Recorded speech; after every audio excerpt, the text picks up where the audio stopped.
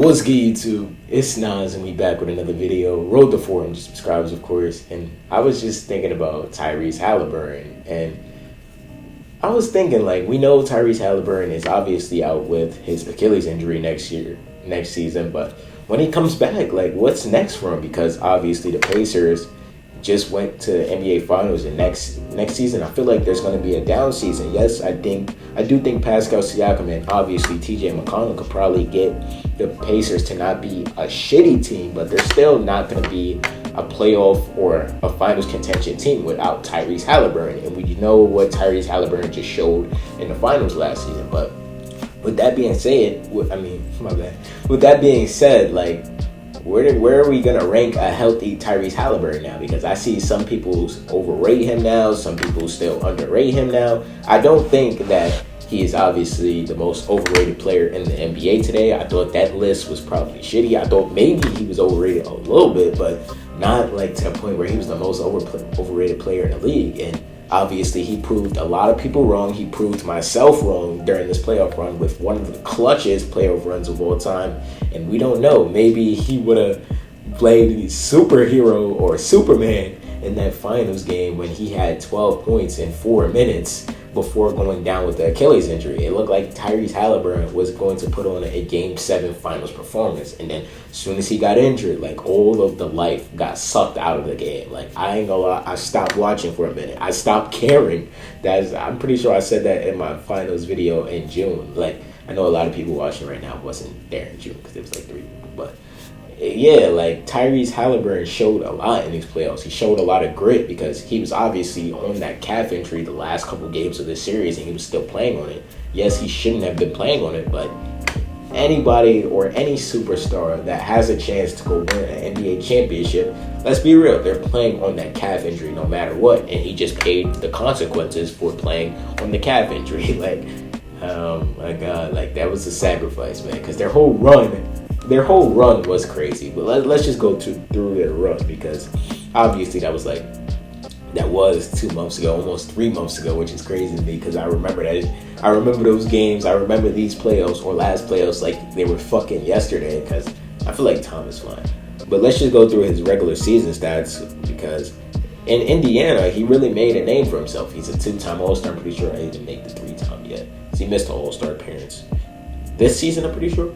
But this season, Tyrese averaged 18.5 points per game, 3.5 rebounds, and 9 assists. And I feel like he didn't have the same season that he did the last 2 seasons. Like, I feel like he had a down season, and he wasn't as consistent as he was in those last 2 seasons. Maybe he was saving the consistency for the playoffs, but at the same time, during the playoffs, he was inconsistent too. Like, it's like Tyrese Halliburton. He could go off one game, and then one game, he's just not going to look for his shot. Like, he's just going to be a passive point guard. And what the Pacers don't need is a passive point guard. Yes, you could get your teammates involved, but at the same time, like, you have to find a way to make your team better while obviously being aggressive, because aggressive Tyrese Halliburton is how the Pacers were winning their games.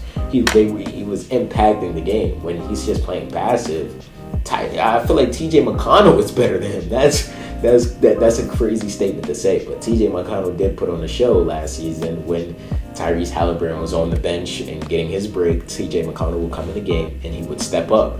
But can he do that for the full regular season? That's really my question. But let's just get into Hallie's playoff numbers, because obviously we know that maybe the numbers are not going to tell you how impactful he was on a nightly basis, but at the same time, if you was watching those games and you're not a casual fan, like, you would know what Tyrese Halliburton was doing on a night-to-night basis, impacting the Pacers winning and their mentality. But the first round of their NBA playoffs, they played the Bucks. He averaged 10.7. He had 10 points, 7 rebounds, and 12 assists. In Game 2, he had 21 points, 5 rebounds, and 12 assists. This is when, I'm pretty sure Game 2 was when he was talking shit to Damian Lillard. And he was talking about him and Dame was going back and forth. He was like, you won't do this shit, you ain't shit. Dame was talking all that shit, and then Dame got injured. And Dame, even before Dame got injured, he wasn't looking like the same Damian Lillard. He was too inconsistent. And I feel like maybe looking back at it, the Pacers were going to win this series pretty easily. But with that being said, in Game 3, and he averaged, in game 3, he had 14 points, 7 rebounds, and 10 assists. Game 4, he had 17 points, 8 rebounds, and 15 assists.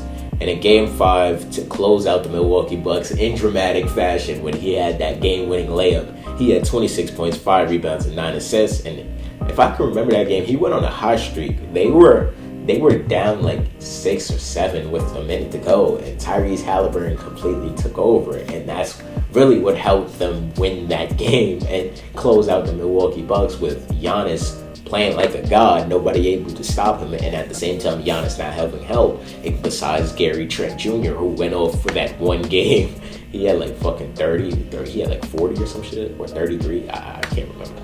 But the next series, he would obviously go on to play the Cleveland Cavaliers, who were the number 1 seed. He had 22 points, 3 rebounds, and 13 assists in Game 1, when obviously to win Game 1 in Cleveland, which was obviously, I wouldn't say a hostile environment, but they really wanted to see their team win. And them being the number 1 seed, they came in with all the momentum. Yes, obviously, I know Darius Garland was hurt for the first couple games. Evan Mobley did end up getting hurt a game. Like, it wasn't really healthy. But the next game, in dramatic fashion, once again, Tyrese Halliburton hit another game winner. In that game, he had 19 points, 9 rebounds, and 4 assists. And the final score was 120-119. And they ended up being down in this game again. Like, they came back from a lot of damage.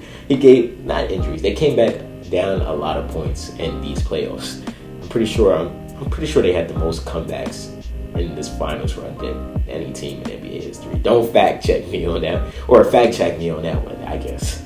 In the third game, they lost. He had 4 points and 5 assists. This is the game where I'm like, what the fuck? You can have all those good games back to back, and you're dropping 4 points in the playoffs. Come on now, nigga. That's when I'm just gonna call him a little overrated. Not how people obviously call him overrated for being like a top tier player. I'm not going to call him a top 14 player in basketball, because I do think there's 14 players better than Tyrese Halliburton at this very moment, when healthy, obviously. But dropping 4 points and you're supposed to be the best player on your team is crazy.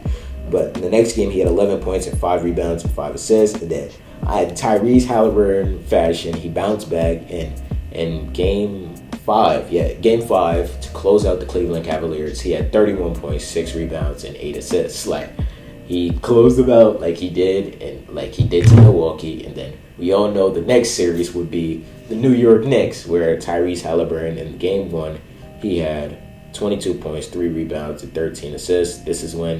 I'm pretty sure this is when he hit the bouncing shot Game 1. I can't remember if it was Game 1 or Game 2, and that moment right there was when I knew the New York Knicks were going to lose this series. Like, it wasn't a chance in hell that they would win this series. And obviously they did. The next game, Game 2, he had 19 points, 9 rebounds, and 4 assists, 120-119 win. Pretty sure that was that? All right, I can't remember the game. Y'all can tell me. In the next game, no, my bad. I mixed it up with the Cavs series. Game 1, he had 31 points, 4 rebounds, and 11 assists. Yeah, it was Game 1 where he hit that miraculous bounce back shot, and Aaron Naismith turned into Ray Allen. I'll never forget that shit. But like I said, I knew the Knicks were going to lose that series from that moment. The next game, he had 14 points, 8 rebounds, and 11 assists. Game 3, he had 20 points, 4 rebounds, and 7 assists. Game 4, he had 32 points, 12 rebounds, and 15 assists. Showed why he is not the most overrated player in the league. He showed that he's one of the best players in the league, basically. I'm not saying that he's not one of the best players in the league. At the same time, I'm not going to call him this top tier player, because I saw what happened in the regular season, and I saw him be inconsistent in the playoffs too, even though he had a lot of dramatic moments, a lot of clutch moments. But I'm just not going to go that far. In the next game, in Tyrese Halliburton, he had 8 points, 2 rebounds, and 6 assists. And to close out the New York Knicks, he had 21 points, 6 rebounds, and 13 assists. He always bounced back these playoffs, so you can't really fault him. And then the first game of the Oklahoma City Thunder series, he had 14 points, 10 rebounds, and this is when he hit the game winner again. Like, just fucking 3 game winners. Or, I can't say 3 game winners, because the next series was to send it to overtime. He thought it was a game when he was doing this shit, but it wasn't. It didn't end up being a game winner, and they had to go to OT, and they obviously ended up winning that game. But And OKC, going in OKC game 1 when you're playing the title favorites and you're liable to get swept, and you go in there and do that in dramatic fashion, that just shows you a lot. And that obviously shows you what Tyrese Halliburton was capable of, and that showed what would go on in the next 7 games, that the Pacers wouldn't go down without a fight. And in the next game, they lost this game. He had 17 points, 3 rebounds, and 6 assists. The next game, they ended up winning. He had 22 points, 9 rebounds, and 11 assists. Again, showing when they got to Indiana, it wasn't going to be the same. And the next game in OKC, they ended up losing the next 2. He had 18 points, 2 rebounds, and 7 assists. And then the next game, I guess he was injured this game, I don't know. But he had 4 points, 7 rebounds, and 6 assists. And come on, bro, you can't be doing that in the NBA Finals, and you're trying to win the NBA Finals. It just doesn't make a lot of sense to me.